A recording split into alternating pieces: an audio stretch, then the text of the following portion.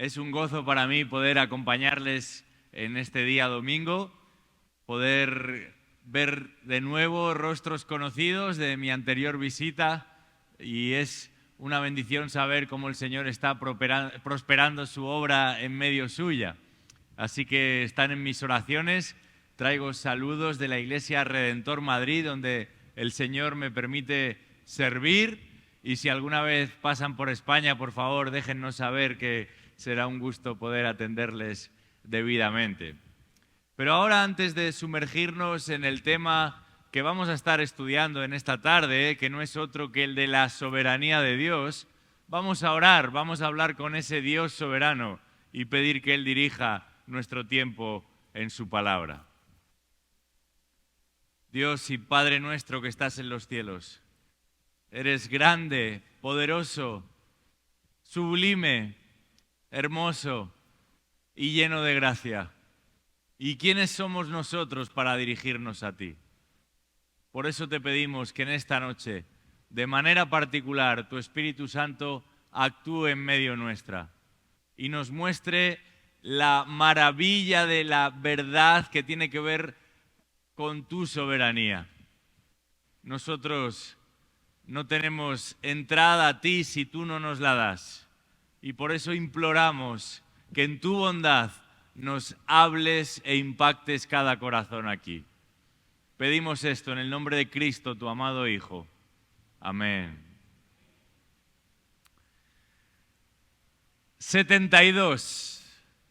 Esos fueron los años totales que Luis XIV se sentó en el trono de Francia. Concretamente desde 1638 hasta 1715, 72 años de reinado. Este Luis XIV ha pasado a la historia por ser el monarca francés que más años gobernó, que más territorios dominó y que más poder aglutinó en la historia de Francia. Pero ha pasado a la historia también por su apodo. Un apodo que él mismo acuñó: el Rey Sol. Así quería que le llamasen, como el Rey Sol. Así quería ser conocido. A lo largo de estas sesiones que, si el Señor permite, tendremos en esta tarde, estaremos hablando de uno, del uno, al que el apelativo de Rey Sol se le queda pequeño, muy pequeño, porque es mayor no solamente que el Sol, sino que todas las constelaciones juntas. Cada estrella, cada cuerpo celeste que observamos en las alturas, cada una de las 2 billones de galaxias que existen en el universo y todo lo que en ellas hay son demasiado pequeñas comparadas con Él. Son de Él, por Él y para Él, porque dice la Escritura que solamente Él es el alto y sublime. Dice la Escritura que solamente Él es quien habita de la eternidad y por la eternidad. Y el suyo, a diferencia de todos los demás, es un dominio eterno. El ser humano más sabio que jamás haya existido, cuyo nombre era Salomón, confesó lo siguiente acerca de este Dios: tuya es, oh Señor, la grandeza y el poder, y la gloria y la victoria y la majestad. En verdad, dice Salomón, todo lo que hay en los cielos y en la tierra es tuyo. Tuyo es el dominio, oh Señor, y tú te exaltas como soberano sobre todo. Dice este rey sabio acerca de Dios: de ti proceden la riqueza y el honor. Tú reinas sobre todo, y en tu mano están el poder y la fortaleza. Y en tu mano está el engrandecer y el fortalecer a todos. ¿De quién más podemos afirmar esto? ¿Quién más puede decir esto de sí mismo? el emperador del reino más poderoso que jamás haya existido en el mundo antiguo, afirmó lo siguiente acerca de Dios también: Él actúa conforme a su voluntad en el ejército del cielo. Y entre los habitantes de la tierra, ¿quién puede detener su mano? Ni decirle, ¿qué has hecho? ¿De quién más podemos afirmar esto? ¿Quién más puede decir esto de sí mismo? Uno que hace lo que le place. El Dios soberano, el Dios que adoramos, el que nos preside, el que se merece todo y al que le debemos todo. Porque como dice el viejo himno, lo que somos y tenemos, todo viene de Él. Pero las cosas han cambiado y ahora vivimos en un momento de la historia en el que hablar de soberanos y de reyes, de coronas y de tronos forma parte de un oscuro pasado. Un momento de la historia en el que nadie es mejor que nadie, en el que nadie es superior a nadie, en el que nadie debe primar sobre nadie.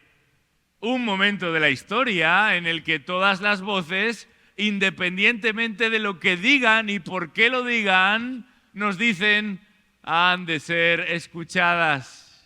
Todas las ideas, sin importar de dónde procedan y a dónde nos dirijan, nos dicen, han de ser oídas y recibir un mismo tratamiento. Un momento de la historia en el que no premiamos al primero, premiamos a todos, para que nadie se ofenda, para que nadie se sienta excluido, para que nadie piense que es peor que los demás. Y un Dios que es amor, nos dicen, un Dios que es cercano, afirman algunos, un Dios que es afirmación y no prohibición, no puede sino estar de acuerdo con eso. Algunas de las tendencias teológicas más extendidas en las últimas décadas dentro del cristianismo. Algunos de los libros más populares y publicados en los últimos años dentro del llamado mundo evangélico insisten en redefinir a Dios. En redefinir a Dios para no alterar ni violar la autonomía del hombre, de hasta el último de los hombres. Y consciente o inconscientemente se nos insiste en la necesidad de acordonar a Dios, de asegurarnos la no intervención de Dios. Un Dios que ya no es visto como el soberano, sino como, en el mejor de los casos, un caballero amable.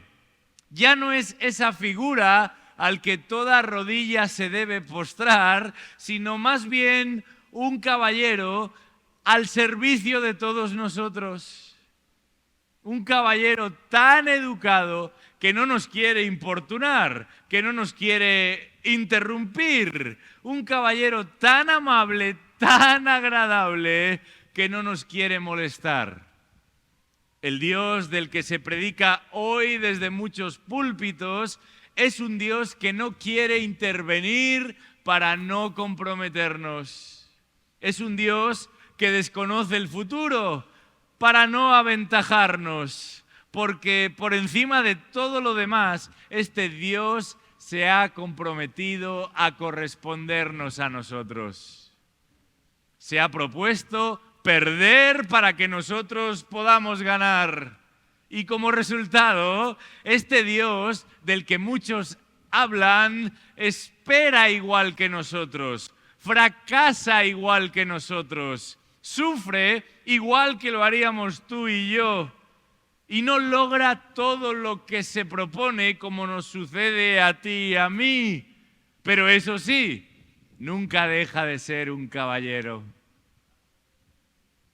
Fue el famoso predicador Charles Haddon Spurgeon el que dijo: la soberanía de Dios es la almohada sobre la que el Hijo de Dios descansa su cabeza cada noche. En realidad, Spurgeon, con ese estilo tan característico, estaba citando las palabras del Salmo 4, versículo 8. En paz me acostaré y asimismo dormiré, porque solamente tú, oh Señor, me haces descansar y habitar seguro. Pero desde hace tiempo, la doctrina de la soberanía de Dios ya no es un motivo de adoración para los cristianos, sino una razón para discusión entre cristianos. Ya no es fuente de confianza para el creyente, sino de discrepancia entre creyentes. La soberanía de Dios ha dejado de ser causa de seguridad y se ha convertido en motivo de discusión. Y esto no debería ser así. Pero mientras tanto, en la mente y el corazón de muchos, el hombre se ha vuelto cada vez más grande. Y Dios cada vez más pequeño. Y esto no debería ser así. La doctrina de la soberanía de Dios es una doctrina capital, esencial, fundamental en la Biblia. Y ha de ser una doctrina capital, esencial, fundamental en la vida de todo creyente. Porque si Dios no es Dios, ¿qué será de nosotros? Pero si Dios es Dios, ¿qué será de nosotros? Os invito a abrir vuestras Biblias al capítulo 17 del libro de los Hechos, porque en este texto encontramos tres realidades que nos impulsan a responder de manera adecuada ante el Dios que es soberano sobre la historia y el universo. A responder de manera adecuada, que no es otra que postrándonos ante Él. Y les voy a pedir que busquen ahí en Hechos capítulo 17 los versículos del 16 al 34. Y vamos a ir leyendo el texto a medida que avanzamos estas tres realidades que nos impulsan a responder de manera adecuada ante este Dios soberano. Fue la soberanía de Dios y por la soberanía de Dios que Pablo llegó sano y salvo a la ciudad de Atenas. Y lo hizo precisamente para que hablase a los que allí se encontraban acerca de la soberanía de Dios. Y lo primero que este texto nos presenta no es otra cosa que el destierro de Dios. Versículos del 16 al 23 de este capítulo 17 de Hechos. El destierro de Dios. Vamos a leer el texto, versículo 16. Dice así: mientras Pablo los esperaba en Atenas, su espíritu se enardecía dentro de él al contemplar la ciudad llena de ídolos. Así que discutía en la sinagoga con los judíos y con los gentiles temerosos de Dios, y diariamente en la plaza con los que estuvieran presentes. También disputaban con él algunos de los filósofos epicúreos y estoicos, y algunos decían: ¿qué quiere decir este palabrero? Y otros: parece ser un predicador de divinidades extrañas, porque les predicaba a Jesús y la resurrección. Lo tomaron y lo llevaron al Areópago diciendo: ¿podemos saber qué es esta nueva enseñanza que proclamas? Porque te oímos decir cosas extrañas, por tanto queremos saber qué significan.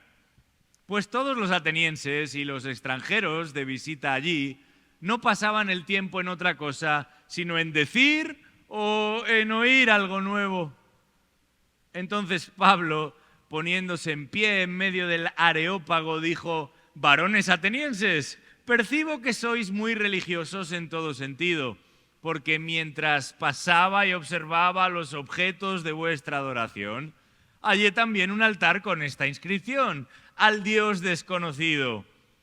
pues lo que vosotros adoráis sin conocer, eso os anuncio yo. Hasta aquí nuestra lectura por el momento. Lo primero que este texto nos presenta no es otra cosa que el destierro de Dios.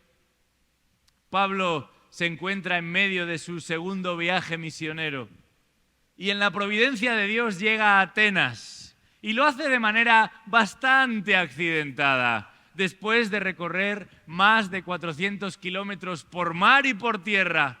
Porque dice el versículo 5 de este mismo capítulo 17 de Hechos, que cuando el apóstol se dedicaba a predicar el evangelio en Tesalónica, los judíos, llenos de envidia, llevaron a algunos hombres malvados de la plaza pública, organizaron una turba y alborotaron la ciudad. De manera que subieron a Pablo en un barco y lo condujeron precipitadamente a un lugar en el que no pudieran encontrarlo. Y es así como el apóstol va a llegar a Atenas. Atenas, cuna y refugio de los más grandes pensadores de la antigüedad.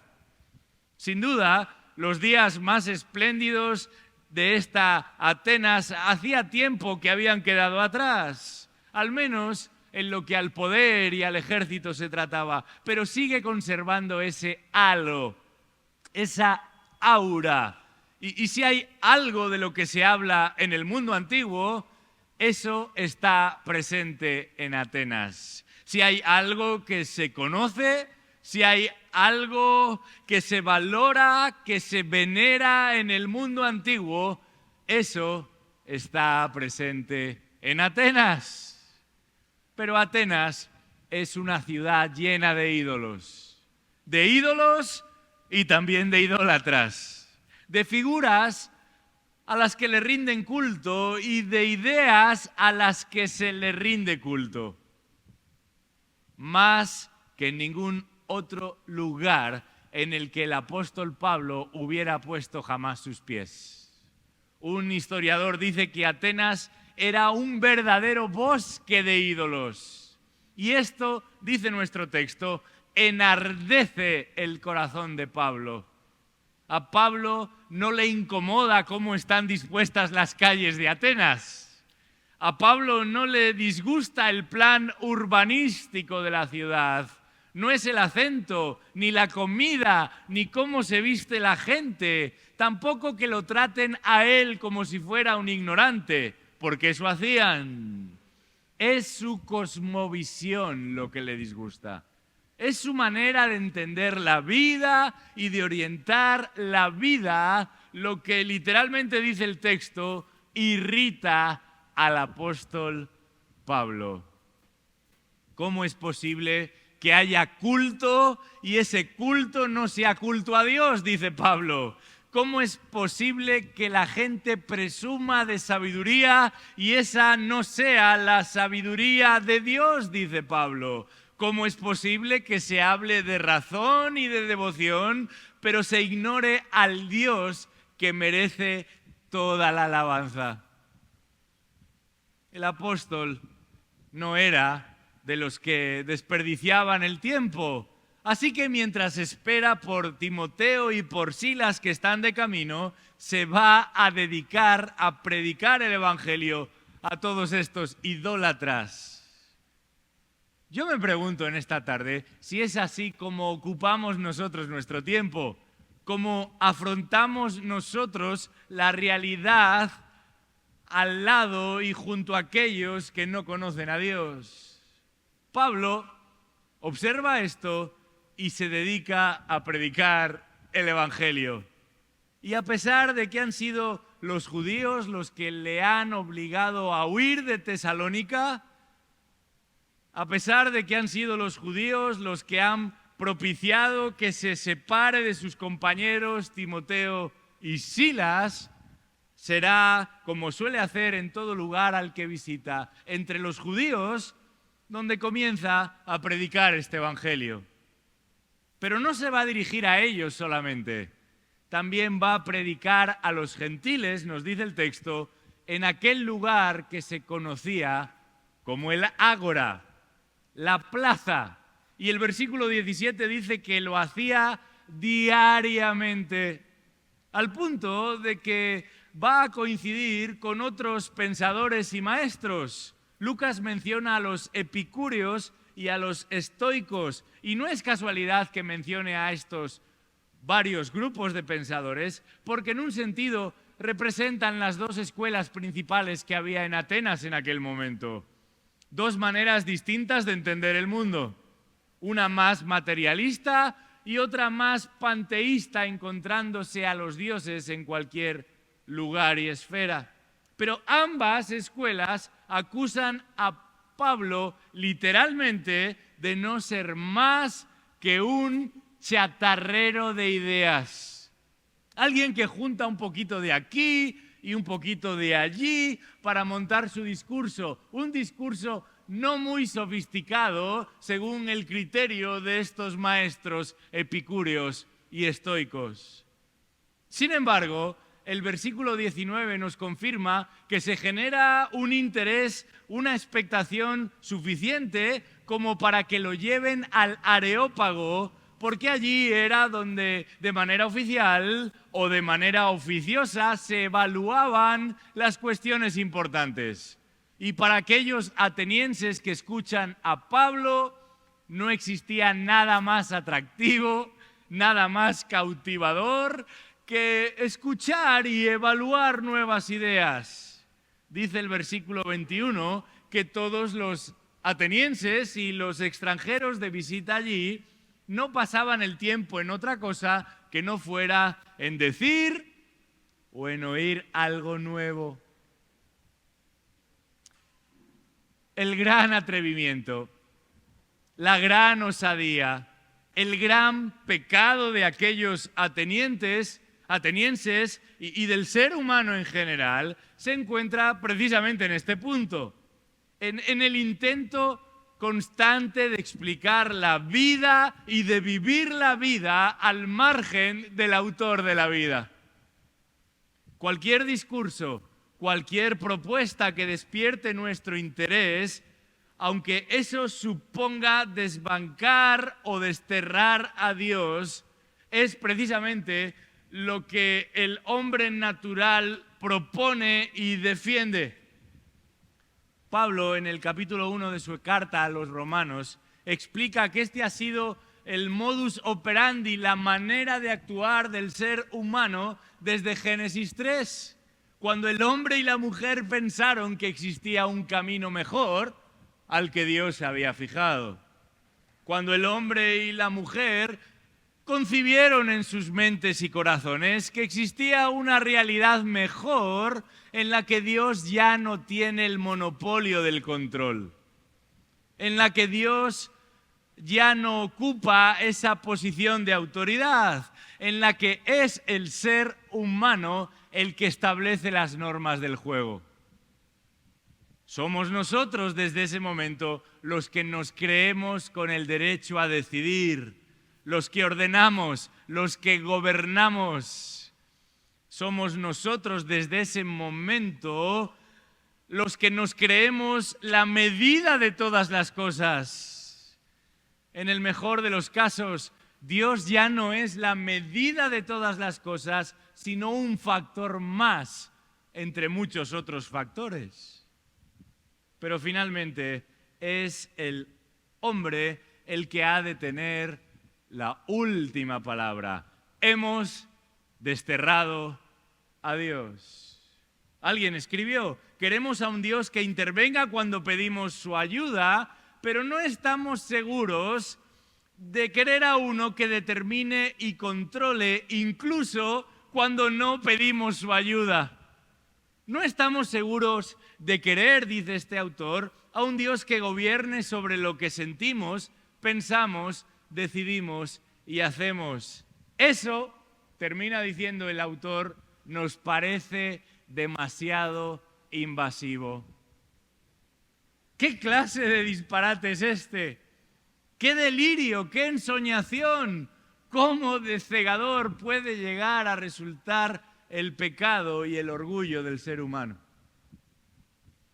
en aquella ocasión, cuando Pablo estaba en Atenas, iba a ser un grupo de sabios el que valoraría la coherencia de su discurso, el que validaría cómo de coherente, cómo de inteligente era el discurso de Pablo. Pero resulta aleccionador, muy revelador, que ante una audiencia mayoritariamente gentil, que el apóstol no se ponga a debatir con ellos ni pretenda demostrar todo lo que sabía para tratar de convencerlos. Él les va a hablar de la soberanía de Dios. Él va a predicar el Evangelio.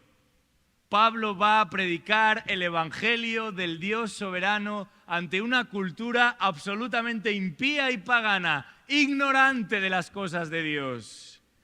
Pero lejos de adaptar a Dios a la cultura de los que escuchan, lejos de moldear a Dios a la medida de la audiencia a la que se dirige, Pablo les habla del Dios de la Biblia. Porque solamente hay un Dios, el Dios de la Biblia, y ese Dios es un Dios soberano. Tengamos cuidado con el tipo de Dios del que hablamos a los demás. Dios no necesita ser rebajado para que las mentes pensantes de este mundo lo acepten. Él necesita ser presentado tal y como es, y esto es lo que hizo el apóstol Pablo, hablarles del Dios soberano. Esto es lo que necesitamos escuchar. Este es el mensaje que hemos sido llamados a anunciar. Y eso nos lleva a la segunda de las tres realidades que nos impulsan a postrarnos ante el Dios soberano sobre todo el universo. Y hemos hablado del intento de desterrar a Dios por parte de los hombres, del destierro de Dios, pero debemos hablar ahora a continuación de la descripción de Dios. La descripción de Dios, versículos 24 al 29. Así va a continuar nuestro texto. Vamos a leerlo ahí en Hechos 17, 24. El Dios que hizo el mundo y todo lo que en él hay, puesto que es Señor del cielo y de la tierra, no mora en templos hechos por manos de hombres, ni es servido por manos humanas, como si necesitara de algo, puesto que Él da a todos vida y aliento y todas las cosas. Y de uno hizo todas las naciones del mundo para que habitaran sobre la faz de la tierra, habiendo determinado sus tiempos señalados y los límites de su habitación, para que buscaran a Dios, si de alguna manera palpándole hallen, aunque no está lejos de ninguno de nosotros. Porque en Él vivimos, nos movemos y existimos, así como algunos de vuestros mismos poetas han dicho, porque también nosotros somos linaje suyo. Siendo pues linaje de Dios, no debemos pensar que la naturaleza divina sea semejante a oro, plata o piedra esculpidos por el arte y el pensamiento humano. La descripción de Dios. Un lugar excepcional, una audiencia excepcional, una oportunidad excepcional, y el apóstol Pablo la va a aprovechar. Y la va a aprovechar para hablar de Dios, para describir a Dios. Y es mucho lo que podría haber mencionado acerca de Dios, pero va a presentarles un aspecto particular por sobre todos los demás. Porque este aspecto particular en realidad va a unar a todos los demás. Pablo les va a describir la soberanía de Dios. Una soberanía que no se limita a un territorio en concreto. Los griegos estaban acostumbrados a este tipo de soberanía. Ellos mejor que nadie sabían lo que significaba eso de poder y autoridad limitada, porque por varios siglos su manera de gobierno estaba fundado sobre aquellas famosas ciudades que se conocían como ciudades-estado, las polis griegas. Cada una de ellas, y bajo el interior de sus muros, contaban con gobernantes que ejercían el poder de manera soberana, pero solamente en el interior de aquellas ciudades. Y esta no dejaba de ser una autoridad, una competencia limitada, solamente al interior de cada una de esas ciudades. Porque una vez que uno abandonaba la muralla que rodeaba la ciudad, las normas eran otras, las leyes eran otras, la autoridad pertenecía a otro. Pero esto no es lo que el apóstol Pablo está señalando aquí. El Dios soberano no está limitado por unas murallas, es Él el que pone los límites. ¿Cómo de exhaustivo es el dominio de Dios? ¿Cómo de extenso es el poder de Dios? Pablo lo va a explicar aquí, desafiando todas las ideas y concepciones de los que le escuchaban en aquel día. Y de la mayoría de personas también hoy, porque va a presentar a Dios como el creador de todas las cosas, como el Señor de todas las cosas, como el sustentador de todas las cosas. En otras palabras, como el Dios soberano. Y este concepto, esta idea de soberanía, no es solamente un atributo de Dios, sino más bien un título de Dios. Porque soberanía es lo que resulta de todo lo que Dios es. Él es el que es y Él es como es por condición y por carácter. Él es el primero y Él es el último por la posición que ocupa y por las perfecciones que atesora. Dios es el principio y el fin por derecho y por deber. Él es soberano. No solamente porque es todopoderoso, sino que porque es todopoderoso y sabio y justo y misericordioso y fiel e independiente y todo lo demás. Él es el que crea, dice Pablo. Él es el que gobierna, dice Pablo.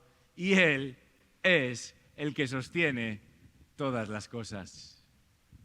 Y llegados a este punto, lo normal es que el predicador tratase de utilizar alguna figura, alguna ilustración, algún ejemplo que nos ayude a entender mejor cuál es la verdad que el texto nos presenta.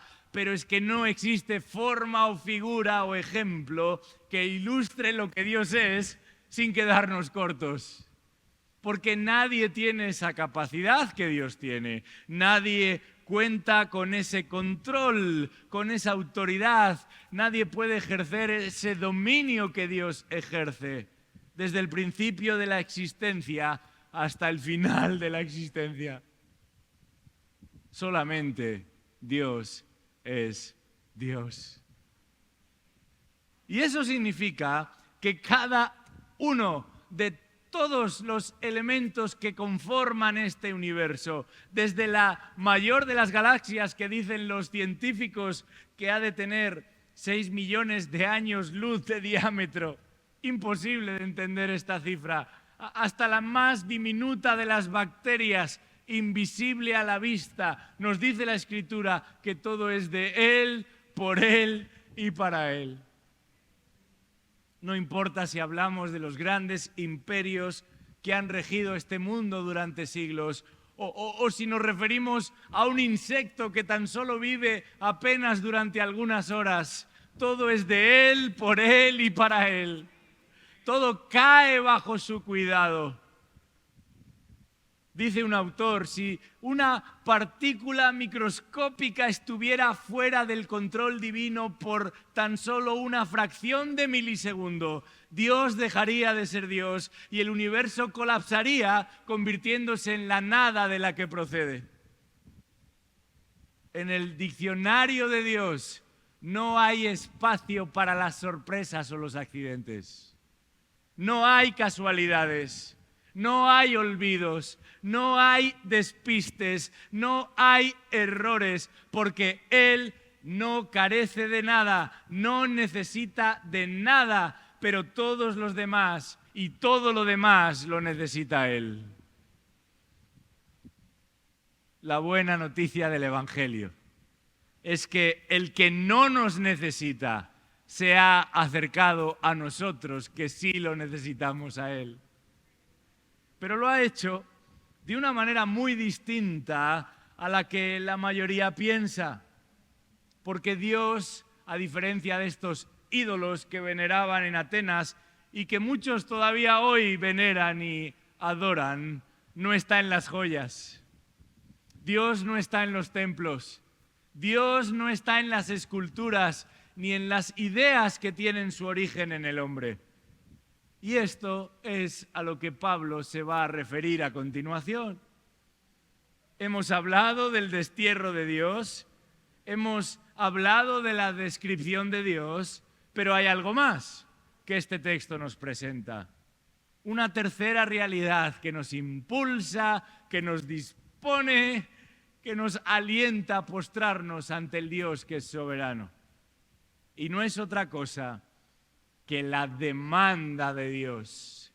La demanda de Dios, versículos 30 al 34 de este capítulo 17. Vamos a leer el texto en el versículo 30.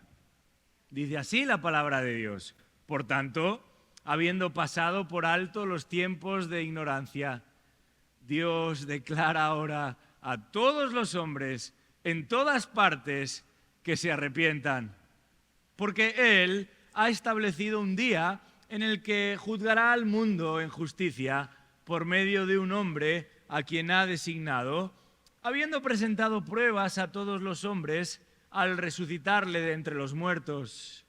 Y cuando oyeron de la resurrección de los muertos, algunos se burlaban, pero otros dijeron: te escucharemos otra vez acerca de esto.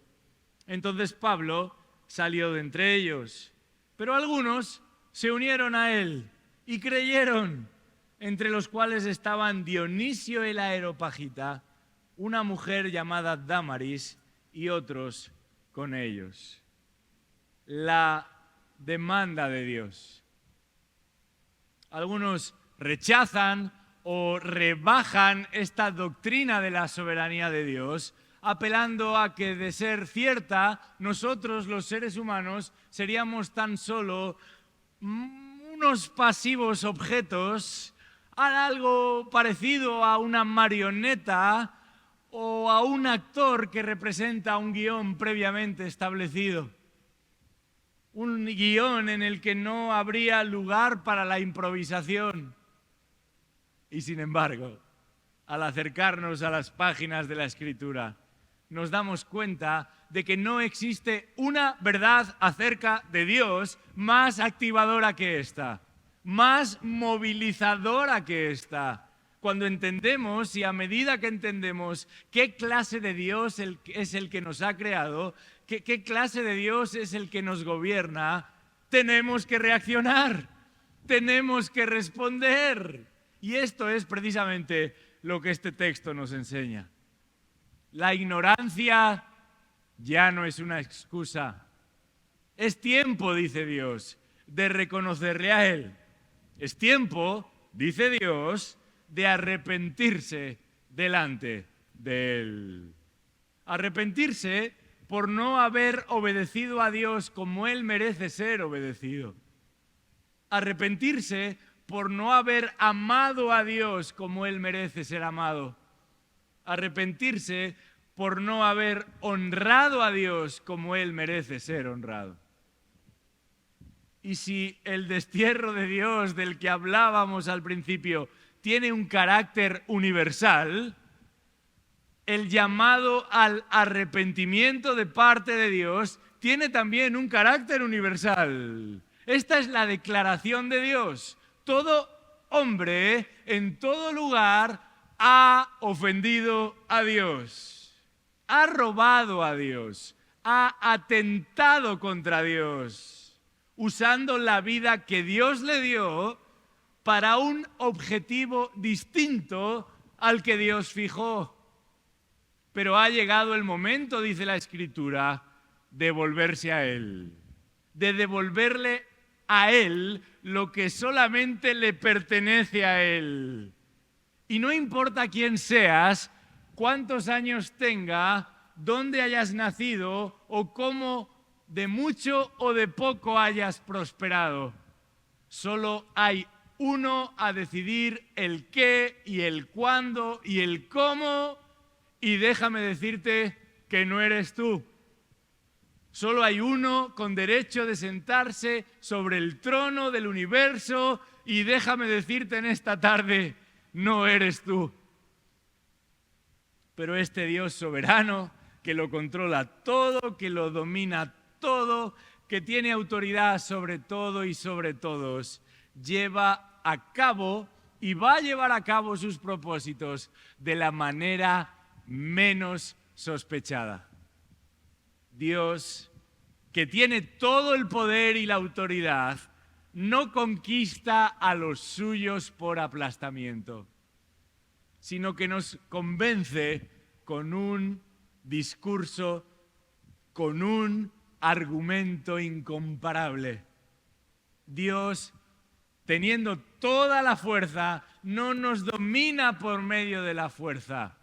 Él nos atrae, Él nos seduce, Él nos conquista por medio de su amado Hijo.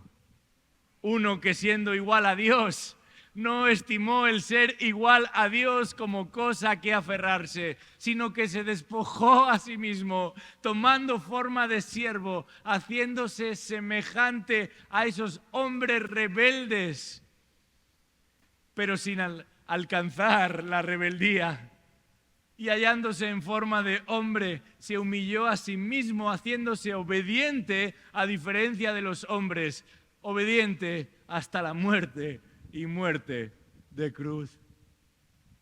En el versículo 31 del capítulo 17 de Hechos nos encontramos con una presentación del Evangelio encapsulada. Algunos dicen que en este sermón Pablo adaptó el cristianismo a su audiencia. Bueno, realmente su audiencia no era muy amiga de los conceptos que Pablo menciona aquí. Dice el texto, versículo 31, que Él ha establecido un día en el cual juzgará al mundo en justicia por medio de un hombre a quien ha designado, Jesucristo, habiendo presentado pruebas a todos los hombres al resucitarle de entre los muertos. Solamente hay que observar la reacción de la audiencia en el versículo 32 para darnos cuenta de que este discurso no hizo mucha gracia a los oyentes. Dice el texto que cuando oyeron de la resurrección de los muertos, se burlaban de él y lo mandaron a dar un paseo, como decimos coloquialmente. No quisieron seguir escuchando. Pero si el apóstol habla de la realidad de la resurrección, es porque antes de resucitar, Cristo tuvo que enfrentarse a la realidad de la resurrección, de la crucifixión. Cristo tuvo que morir para que nosotros podamos vivir. Y no es casual que Pablo mencione la idea de un juicio, la realidad de un juicio, porque el que se atreve a rechazar al Hijo del Rey, el que se atreve a desoír al Hijo del Rey, el que se atreve a oponerse a aquel que vivió una vida perfecta y murió una muerte absolutamente injusta para que por sus heridas fuésemos nosotros sanados, no puede y no tiene sino que enfrentarse también a la ira del Rey. Muchos se burlaron en aquel día. Algunos creyeron y unos pocos fueron salvados. El Evangelio de Jesucristo, capaz de cambiar el corazón y la mente de los que no entienden y no palpitan por Dios.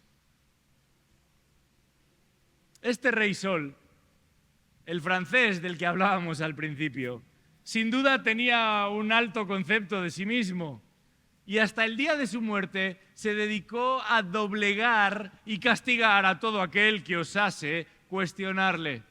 Pero era cuestión de tiempo, de bastante tiempo en su caso, para que el hombre que obligaba a todos los demás a postrarse delante de él, terminase él mismo también postrado, enfermo, con una pierna llena de gangrena. Su legado: un país endeudado y cansado hasta la saciedad del rey.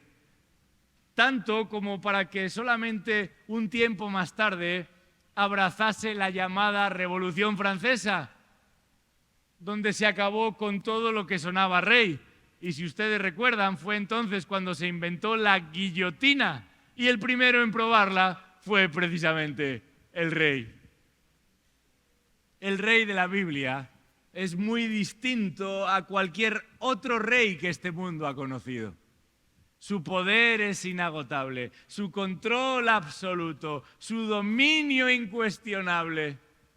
Pero si queremos conocer a este Dios, si queremos complacer a este Dios, habremos de practicar una teología de lo alto, no una que viene dada de abajo arriba.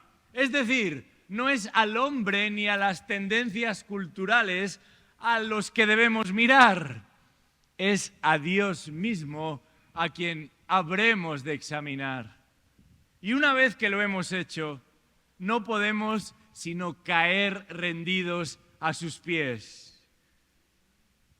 Tristemente, no todos piensan de esta manera.